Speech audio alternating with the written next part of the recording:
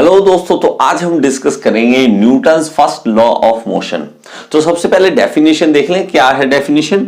If a body is in state of rest it will remain at rest unless and until an external force applied on it. तो ये तो होगी definition English की।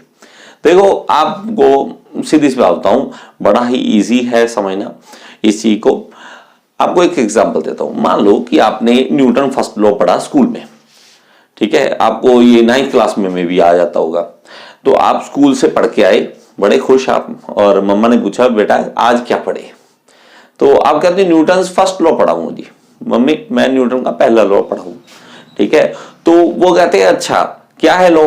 कहते जी अगर कोई बॉडी रेस्ट पोजीशन में पड़ी है वो वहीं पड़ी रहेगी, वो हिलेगी नहीं जब तक एक्सटर्नल फोर्स उसके ऊपर अप्लाई नहीं होती, कोई उसको हिलाता नहीं।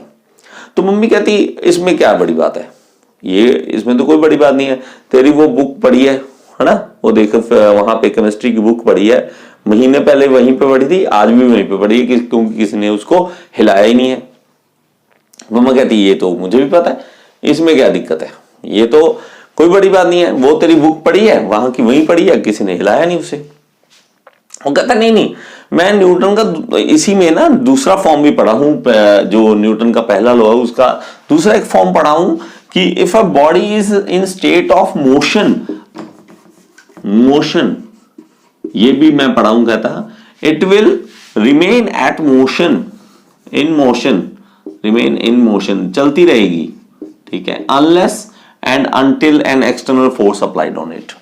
तो वो कहता है कि नहीं, इसका दूसरा फॉर्म क्या है कि अगर कोई बॉडी चल रही है तो वो चलती रहेगी जब तक कोई उसे रोकता नहीं है। तो मम्मी कहती ये थोड़ा होता है, ऐसा तो होता ही नहीं है। तो मम्मा को लगता है कि ऐसा नहीं होता। क्यों? उन्होंने एक बॉल पकड़ी, बॉल पकड़ के फोर्स लगाया और उसको फेंक दिया, और थोड़ी दूर देर जाके आगे गई, थोड़ी दूर गई और वो बॉल रुकी। अब वो बॉल रुकी, मम्मी कहती देख अब इसको किसने रोका है? रोका किसी ने नहीं रोका ना। तो आप कहते हो नहीं, ठीक है, अगर आपने सही पढ़ा है न्यूटन का पहला लॉ, तो आप मम्मा को समझाते हैं नहीं मम्मी इसको रोका गया है। किसने रोका है?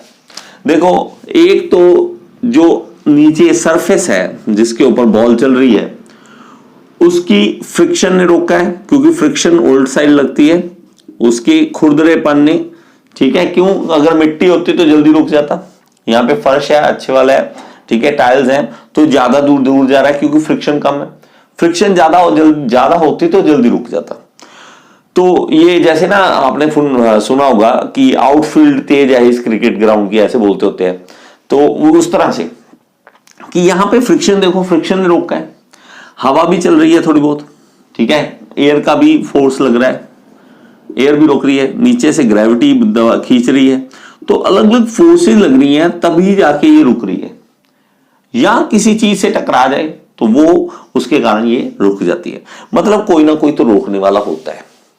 तो मम्मा कहती है अगर ना हो रोकने वाला, फिर ना एयर हो, ना फ्रिक्शन हो, ना ग्रेविटी हो, कुछ भी ना लगे इसके ऊपर, आप जो जो कह रहे हो वो सारी चीजें ना हो, लो फिर क्या होगा?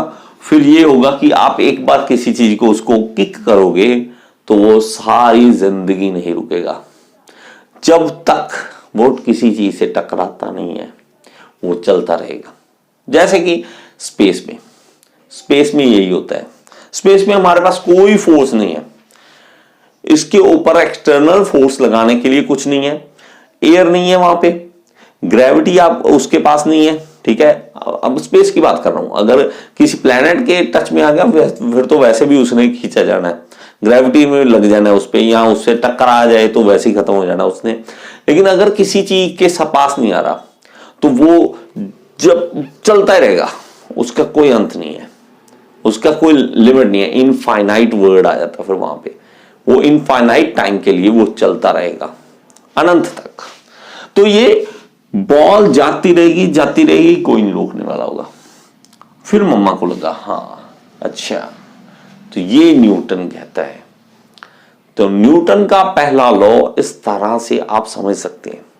और ये देखो, अब ये न्यूटन का पहला लॉ जो है उसको समझने के लिए अगर आप इस चीज को समझो कि अगर कोई चीज बॉडी मोशन में है और मोशन में रहेगी, तो इस चीज को हम कहते क्या है? इस चीज को हम कहते हैं इनर्शिया। इनर्शिया, देखो इनर्शिया वर्ड क्या है? इनर्शिया वर्ड यही है कि अगर कोई स्टेट है किसी भी चीज की, वो उसी में रहना चाहता है। ये एक तरह से इनर्शिया को मैं ना बोल देता हूं कि ये आदत है। मैं अपने लिए मैंने बना रखा है कि इनर्शिया वर्ड क्या है कि एक तरह की आदत है। जो आप काम कर रहे हैं वो वैसा ही आप करते रहना चाहते हैं, ठीक है, वो आप वैसे का वैसा ही रहना चाहते हैं, वो आपका इनर्शिया होता है। ठीक है, जैसे रेस्ट वाला देखा, मोशन वाला देखा, रेस्ट में तो रेस्ट में रहेगी, वो उसका इनर्शिया है जब तक उसे कोई चलाता नहीं है। इनर्शिया तोड़ना पड़ता है, इनर्शिया उसका खत्म करना पड़ता है कि वो रेस्ट में था, आराम से सो रहा था। ठीक है, जैसे कि आपको सुबह सुबह बड़ी मस्त नींद आ रही है और जो नींद में है ना बंदा, उसको उठाना बड़ा मुश्किल हो जाता है। ठीक है, आप सो रहे हो आराम से, इनर्शिया है आपका सोने का, मस्त नींद आ रही है और मम्मा आके आराम से उठाती है, एक्सटर्नल फोर्स लगाती नहीं है, दूर से आवाज लगा रही है, एक्सटर्नल फोर्स नहीं लगाना, तो आप आराम से अपने इनर्शिया जो रेस्ट का इनर्शिया आराम से सो रहे हो और नींद वाले इनर्शिया में हो। लेकिन एक्सटर्नल फोर्स आई कि पापा की, और पापा की एक्सटर्नल फोर्स बड़ी जबरदस्त होती है और उस एक्सटर्नल फोर्स से आपको उस इनर्शिया तोड़ने में मदद मिल गई। आपने इनर्शिया खत्म कर दिया, नहीं पापा उठ गया कुछ नहीं हुआ, तो आपका वो इनर्शिया था। इनर्शिया अलग अलग तरह का होता है। देखो इनर्शिया किस तरह से, आप मैं कहूं कि इवन यार अगर आप जहां पे पैदा हुए ना, वो कहीं भी हो, कोई फर्क नहीं पड़ता। आप चाहे किसी गांव में हो, किसी शहर में हो, कोई बहुत बड़े मेट्रो सिटी में हो, चाहे आप किसी भी कंट्री में हो, आपको वहां की वो जगह अच्छी लगेगी, क्योंकि आपका इनर्शिया है वहां का।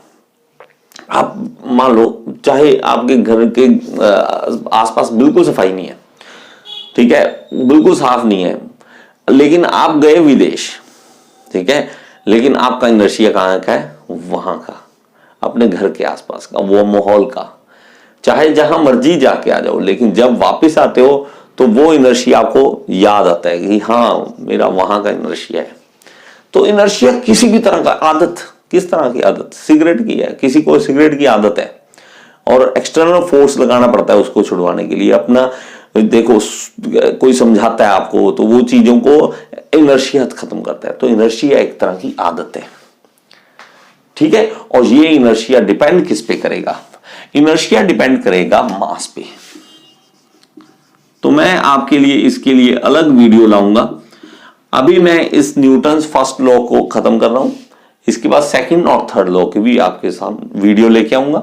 अगर आपको ये चीज समझ आई है तो आप कमेंट बॉक्स में जरूर बताएं कि आपको समझ आया या नहीं आया। और मेरी बनाई और ज्यादा वीडियोस अगर आप देखना चाहते हैं तो यूट्यूब के सर्च बॉक्स में लिखिए टॉपिक का नाम और साथ में लीजिए गियर इंस्टीट्यूट, आपको मिल जाएगा वो वाला टॉपिक अगर मैंने उस टॉपिक पे वीडियो बनाई है। Thank you so much.